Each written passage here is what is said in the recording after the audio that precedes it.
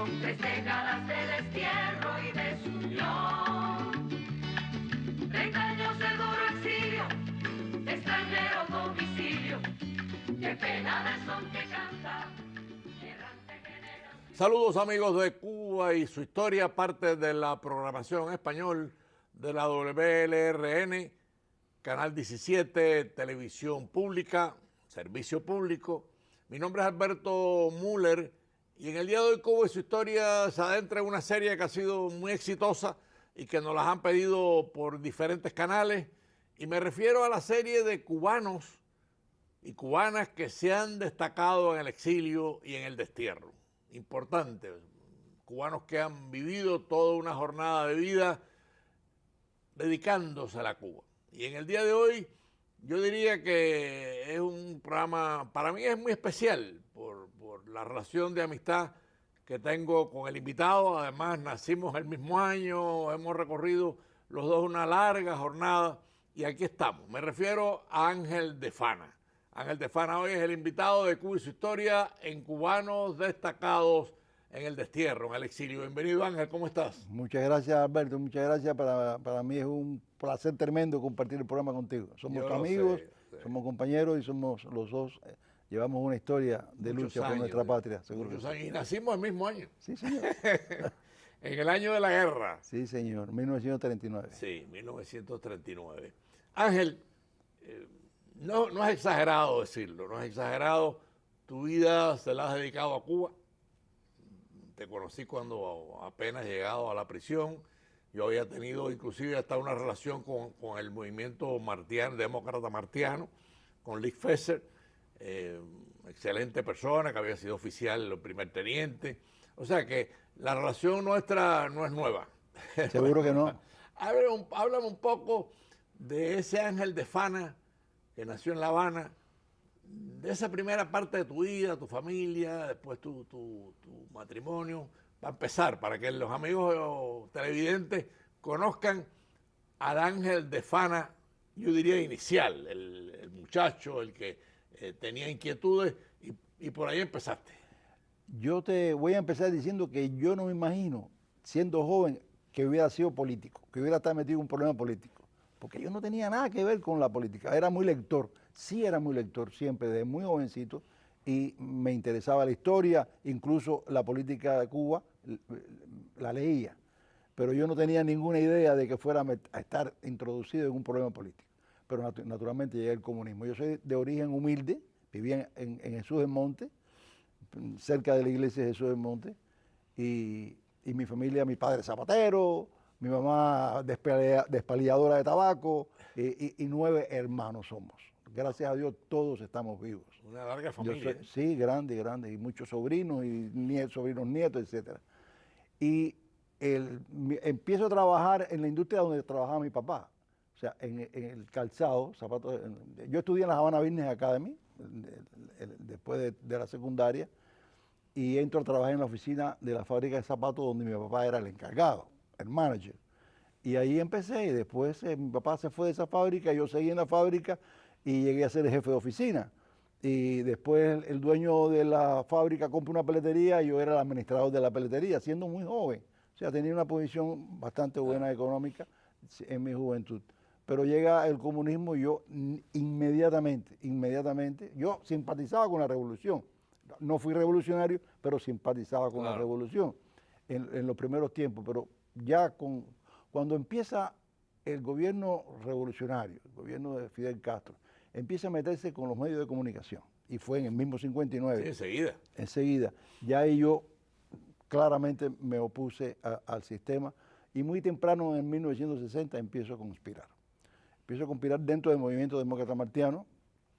Un compañero mío que ya ha fallecido, Armando Ardavín, me invita a conspirar en el barrio, en la calzada de 10 de octubre, y ahí empezamos. Yo empecé como uno de los miembros del grupo de acción y sabotaje, empecé con ese trabajo, y después por mis relaciones, yo estaba tenía una buena posición, como dije, muchas relaciones económicas, y me invitan a que yo trabaje en finanzas. Dentro del movimiento yo era el coordinador nacional de finanzas en ese tiempo, hasta que en 1962 me nombran coordinador nacional, porque casi toda la dirección, incluyendo el IFESE, toda esa gente cayeron presos.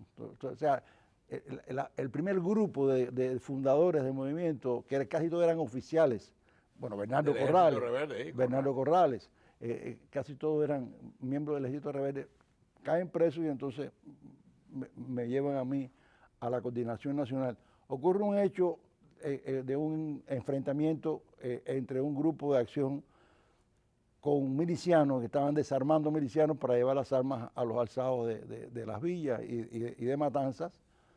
Y hay un muerto, entonces en esa causa a mí me involucran.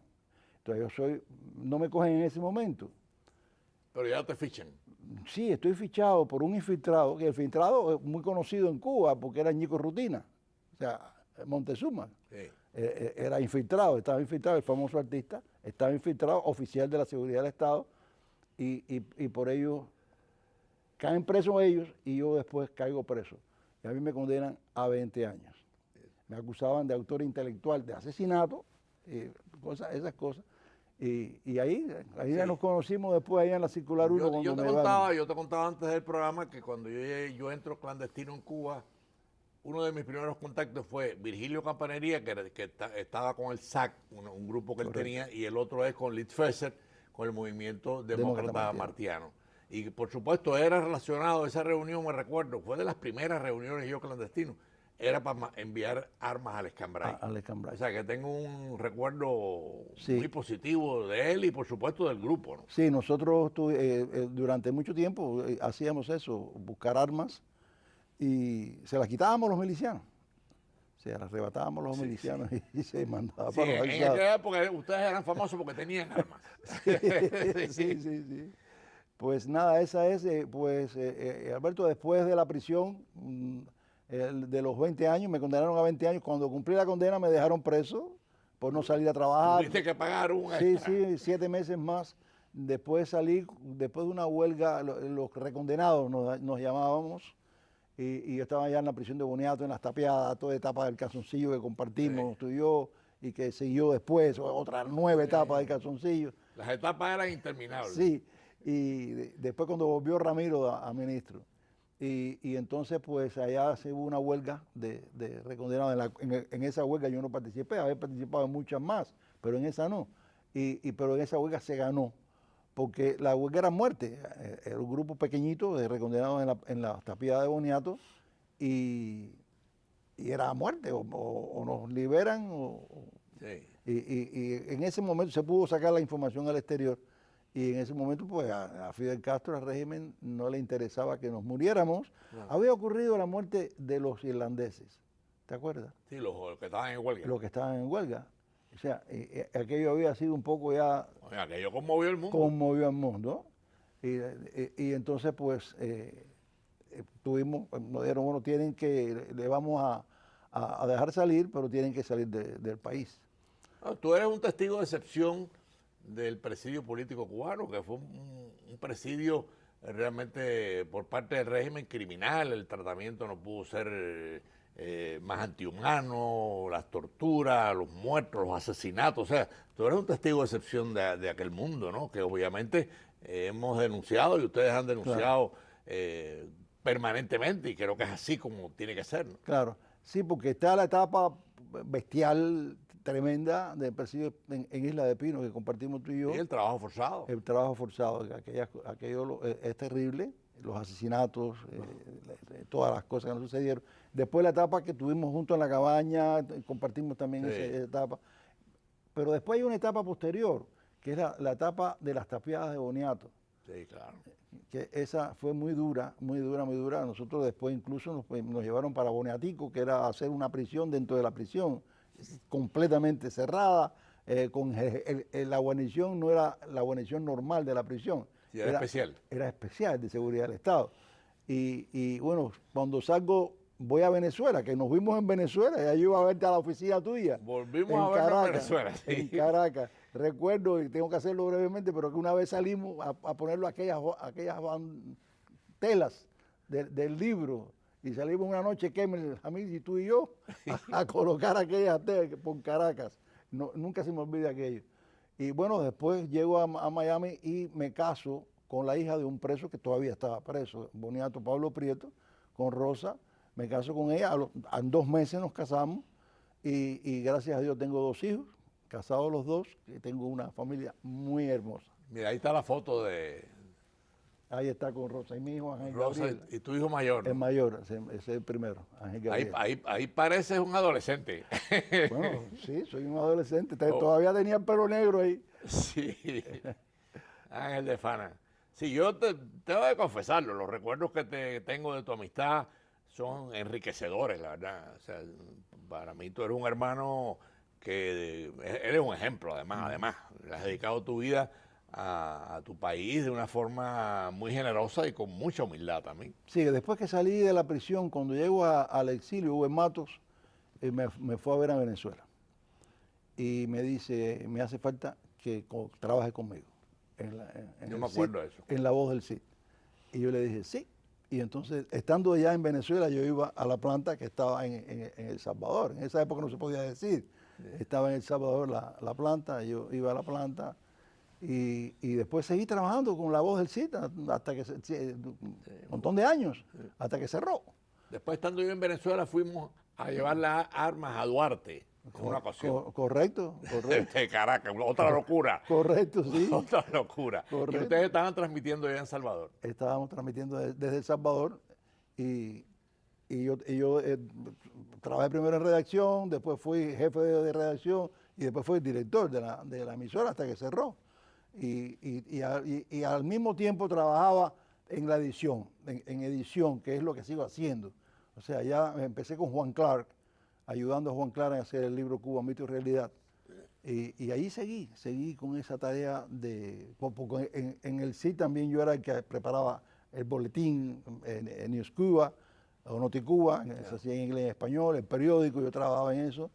Y ahí fui. Bueno, hay que decirlo también, el movimiento de Uber fue muy fuerte. Fue fuerte, uno de los mayores. Además, Uber es la figura que en cierto sentido hace una denuncia que cambia la historia cubana en el sentido que la gente se percata. Con la renuncia de Uber, el mundo se percata de que Fidel está traicionando la revolución. Uno de los líderes indiscutibles de la revolución. Pues entonces, para continuar el trabajo en el CID hasta que cierra aquello, hasta que cierra la emisora, y al poco tiempo, como al año después, me viene a hablar José Pujals Medero, que te lo recuerda, Pepe Pujals, y me viene y me dice, tengo un sobrino que quiere, que es millonario y que quiere ayudar y que quiere que yo forme un grupo para divulgar la realidad cubana. Claro. Y ese es Plantado, que ya es bastante conocida la palabra. Y no, es muy conocida, el grupo, la palabra, no, hay que decirlo, ¿no? Y entonces, pues, que se crea un grupo donde estaba Mario Chanes, que en aquella época... ¿Qué personaje Mario Chanes? Sí, señor, 30 años preso.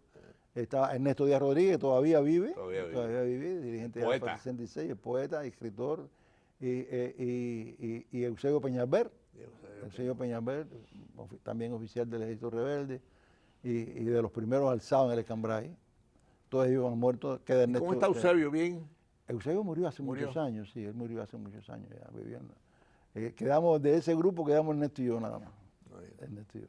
Y ahí estuve con Los Plantados, o sea, he seguido con Los Plantados. O sea, Los Plantados, yo sigo siendo director y seguimos siendo Ernesto y yo, y Perdomo, Roberto Perdomo. Yo hablé con él el otro día. Sí, Roberto Perdomo y Maqueca somos los que estamos de directores ahora. Amigos de Cuba y su historia, para los que han sintonizado tarde, estamos hoy en la serie de cubanos destacados en el exilio, en el destierro, y estamos con Ángel de Fana, director de Plantado, con una historia, yo diría incansable. Para mí el recuerdo de Ángel de Fana y la presencia de él, lo que me trae a la mente es no solamente la valentía, sino la persistencia. Es un hombre que no ha tenido pausa. Lo conozco, nacimos el mismo año, pero lo conozco desde que éramos muy jóvenes, por el grupo democrático martiano, y después en la prisión, y después en Miami, y aquí lo tenemos en Cuba y su historia, ¿no? Sigue el cuento, porque te interrumpí porque estábamos a mitad del programa y a los efectos de que los que nos oyen tarde, pues sintonicen con el tema, ¿no? Pero bueno, tú eres fácil de sintonizar con el tema cubano. Pues nada, hemos continuado plantado. La primera etapa de plantado fue divulgar y viajábamos sobre todo a América Latina y Europa para divulgar la realidad cubana y específicamente el presidio. Nos dedicamos también al problema laboral. Hicimos muchos contactos con organismos internacionales de trabajadores y trabajamos en eso, pero un día Leopoldo Fernández Pujals, que es el millonario que propiciaba los recursos para esto, y que todavía sigue propiciando, es el productor de la película Plantados, el que puso la plata para que se hiciera la película, y nos dijo, no, vamos, dedíquense todo dentro de Cuba, ya se divulgó, vamos a seguir, pero vamos a dedicarnos también dentro de Cuba, de forma tal que, por ejemplo, y ya se cumplieron 20 años de la causa de los 75, Increíble. 20 años, y yo recuerdo que nosotros habíamos empezado discretamente a ayudar a presos políticos. Y cuando la causa de los 75, a través de Willy Chirino, Anita Carbonell, se hace un concierto en el Billboard para recaudar. Y se recaudaron, Leopoldo decía, yo doblo lo que se recaude. Y entonces se recaudaron $100,000 y Leopoldo puso 200,000. Y ahí empezamos entonces a ayudar a todos los presos políticos. O sea, en ese momento había más de 300 presos políticos y nosotros ayudábamos a todos a través de sus familiares enviándoles dinero y después otras cosas, ¿no? Publicidad, recursos. Sí, lo que hiciese falta. Lo que hiciese falta. Y ahí seguimos, no solamente con los presos, sino también con los opositores. Por eso conozco a tantos opositores y tantos opositores me conocen, porque tenía mucha comunicación. ¿Quién no conoce a Ángel de Fana, Angelito? Vaya, no. Yo sé de tu humildad, ¿no? Pero mucha comunicación con los opositores de aquella época. Y eso se ha mantenido, o sea, Plantados actualmente sigue ayudando a presos políticos, sigue haciéndolo, no a todos, sino que nos hemos especializado o limitado. sí, están concentrados en los más. Concentrados en los que más años llevan presos. Claro. Tenemos algunos de los nuevos, algunos del 11 de julio, pero fundamentalmente los que más años llevan presos. Sí. Hay presos que tienen más de 20 años. Sí, claro. Más de 20 años presos. No, y entre los residentes está un Félix Navarro, que es una institución. Que es una institución, indiscutiblemente. José Daniel. O sea, José Daniel. Hay varios, ¿no? Que están. De los que están presos ahora, que son figuras indiscutiblemente, líderes del exilio. Qué bueno que expliques la labor de Plantados, no solamente patriótica, sino con los que más necesitan, que son los presos, la familia de los presos. Mira, y la gran satisfacción que recibo, a veces me cuesta un poco trabajo decir estas cosas, ¿no? Pero, por ejemplo, hay una causa, la causa de la lancha Baraguá, que son aquellos 3 compatriotas de la raza negra fusilados por capricho de Fidel Castro, porque no había habido ningún hecho de sangre, no había habido nada. Y hay 4 otros que llevan 20 años presos. La semana pasada, el día 16 de junio, Tomás y Diane Tomás, uno de ellos, todos son de la raza negra. O sea, estos 2, hay otros 2 que son blancos. Él está en la prisión de Guanajay. Y él no tiene familia que lo atienda. O sea, entonces hay un opositor que lo atiende y una señora que lo atiende. De Quibicán y el otro de La Habana. Y nosotros lo ayudamos. Y el 16 de junio es su cumpleaños. Entonces tuve la oportunidad, de verdad, gracias, no a mi dinero, porque yo no lo saco de mi bolsillo, porque no lo tengo, claro, pero a las contribuciones de Alberto Mures, que a veces manda su chequecito, de gente que manda su chequecito para ayudar a los presos políticos a través de Plantados. Bueno, pues le mandé unos par de tenis, unos pullovers, le hiciste la vida. La vida, ese muchacho que de verdad. Gente humilde, gente humilde. Y como eso hay tantos que son tan necesitados. Y entonces, gracias al exilio que aporta los recursos, se hacen esas contribuciones. Y además de Plantados, estás vinculado al grupo de la Resistencia. Sí. Hablan un poco del... Sí, bueno, yo soy fundador. Cuando se fundó la Asamblea de la Resistencia, éramos 3 directores. Orlando Gutiérrez, que es el inspirador, Silvio Iriondo, de Más por Cuba, y yo. Éramos los 3 directores y a través de, junto a otros, viajamos y hacíamos, y también apoyábamos a opositores. Y yo sigo siendo miembro de la Asamblea de la Resistencia, como del Instituto de la Memoria Histórica, del PEN Club de Escritores, compartimos tú y yo Sí, varias instituciones, ¿verdad? Siendo miembros y directores. Sí, aquí estuvimos en Cuba y su historia, tuvimos a Silvia Iriondo, que es un personaje también Claro que sí. de los cubanos o las cubanas destacadas Claro que sí. en el exilio, ¿no? Mira, Silvia, ayer mismo me llama Silvia y me dice, queremos ayudar a presas. Ayuda. O sea, como sabe que yo tengo las relaciones. Ayer mismo Alberto me dice, quiero ayudar a familiares de presas políticas en Cuba actualmente. Queremos nosotros ayudarlas más por Cuba. Tú sabes, eso siempre, esas mujeres son ejemplares también. Bueno, yo quería aprovechar, Ángel, porque tenerte en un programa, además de la valía de Ángel de Fana, o sea, el valor, la humildad, la entrega, hablar un poco de Cuba.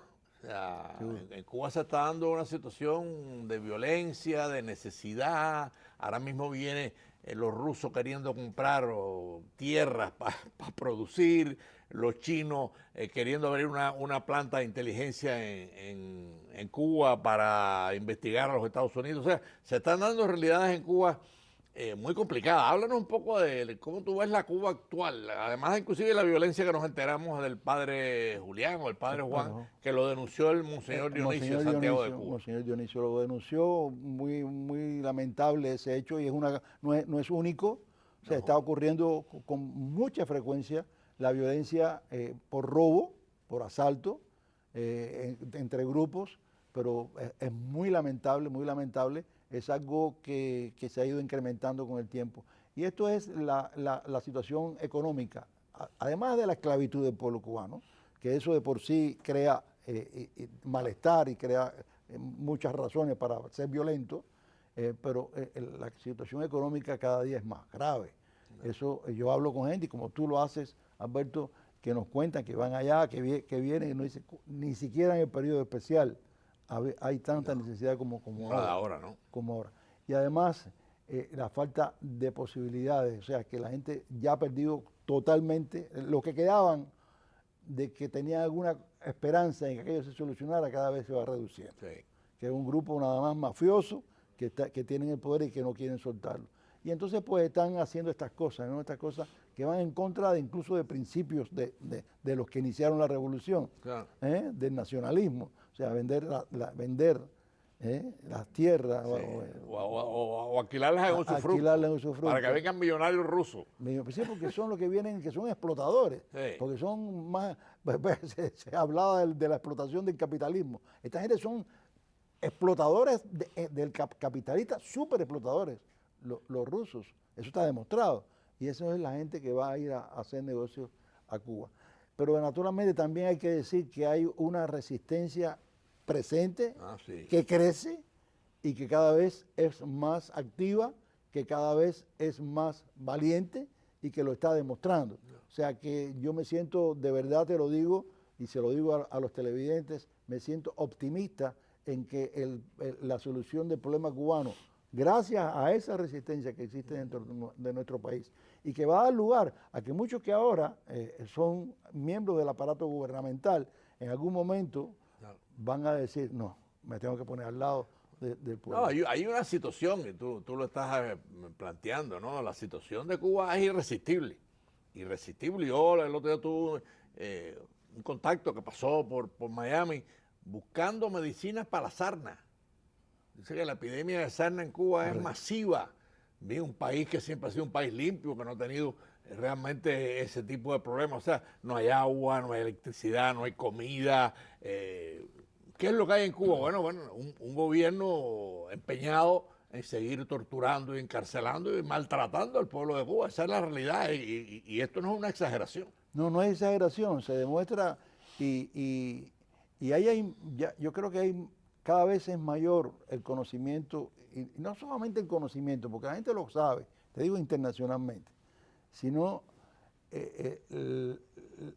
ya la voluntad de denunciarlo a nivel internacional, no los cubanos, sino los amigos que a veces no eran amigos y que cada día más demuestran las cosas. Ahora mismo en la Unión Europea estamos haciendo un esfuerzo porque se le quite el financiamiento a la tiranía. Bueno, por parte de la qué Unión bueno que Europea. menciones eso, porque el viaje último de Borrell a La Habana es bochornoso. Es bochornoso, bochornoso. Bueno, ya hay proposiciones de sacarlo.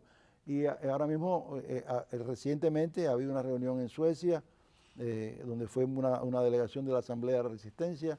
Hay un compromiso de los parlamentarios suecos que van a hacer lo que van a dirigir la Unión Europea, Claro. ahora, de llevar este tema Hasta el final. hasta el final. Ángel, estamos en la etapa final del programa, lo que nos quedan son 2 minutos. Y nada, quería dejarte ese minuto final para que hicieras un resumen de tu visión de futuro sobre nuestro país, sobre Cuba. Nuestro país va a ser libre, nuestro país va a ser independiente, nuestro país va a volver a ser próspero gracias al esfuerzo de los cubanos. Los que están dentro de Cuba, que no han recibido la educación general suficiente, que no tienen el hábito de la libertad, lo están buscando y lo van a conseguir. Y nosotros en el exilio, los que siguen después de nuestras generaciones, van a aportar el know-how, o sea, el conocimiento, la inversión, la experiencia, y vamos a ser un solo pueblo. Los que estamos aquí, los que estamos allá, quizás nos reunamos allá, algunos, muchos, yo soy lo que me voy a reunir hasta allá. Bueno, cuenta conmigo. Que vamos a estar allá ayudando. Pero déjame decirte una cosa, es estimulante escucharte. Es estimulante escucharte porque estamos hablando de un hombre que tiene más de 80 años. No voy a decirle con precisión, pero ya lo sabemos porque dijiste el año de nacimiento, 84 años. Y con la frescura y con la intensidad en que tú estás ratificando el compromiso de Ángel de Fana con Cuba. Bueno, por eso estás en este programa, que es precisamente los cubanos que se destacan en el exilio, ¿no? Claro, y creo que tenemos nosotros la satisfacción del presidio político cubano en sentido general, Alberto, de que no nos ata el odio, no nos ata la de venganza, no hay ningún sentimiento de ese tipo. El sentimiento de que queremos a Cuba, la queremos libre y la queremos independiente y la queremos próspera.